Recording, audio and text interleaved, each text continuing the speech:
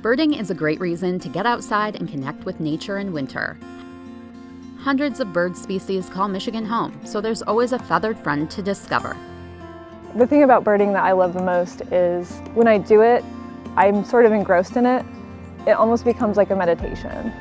I can step away from the stress of my life and just have this really beautiful connection with nature. Tornga is a birder and bird photographer living in West Michigan. She runs an Instagram account called The Peck Deck, where she chronicles her birding adventures, many of which take place right in her backyard. So we've had 70 different types of birds come to this space. This feeder has sunflower seeds in it. The goldfinches really love those. And then there are 2 suet feeders here for the woodpeckers, but you can often see chickadees and titmice on them as well. I think I would tell people who are interested in birding to give it a try, because you'll never know if you'll find that spark like I did. And it's something that has changed my life. So you want to try birding? Here's how. Grab a pair of binoculars and head to a local park. Or if you want to bird from home, a few well-stocked bird feeders can get you started.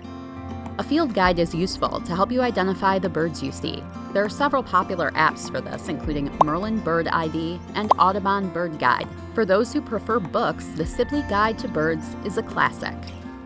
Bird photography can be expensive, mainly because zoom lenses are needed to get close-up photos of skittish birds. For instance, a Nikon 200 to 500 millimeter lens costs around $1,300, but in the hands of a skilled photographer like Emily, the results are beautiful.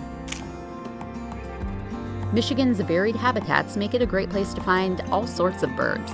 If you want to look at ducks this time of year, you can go to the lakeshore. If you want to see snowy owls, you can look over farm fields. Michigan has something for everyone. While birding can be done anywhere in the state, there are some hot spots. Tawas Point State Park is on every Michigan birder's mind. Birds congregate in the area during the spring and fall migrations. 280 different species have been spotted there. It's impossible to talk about birding in Michigan without mentioning the Kirtland warbler. The bird was near extinction, but due to careful management, the bird has come back from the brink. You can see one by taking a guided tour in Grayling. Want to feed a bird from your hand? The birds in Kensington Metro Park in Livingston County learned that it was safe to eat from people's hands years ago, and the tradition has continued. If you go, only feed the small birds, not sandhill cranes or turkeys. As long as you connect with nature, that's all you really need. From there you can identify it, you can learn its song, you can learn where it lives, but again, all that stuff isn't necessary.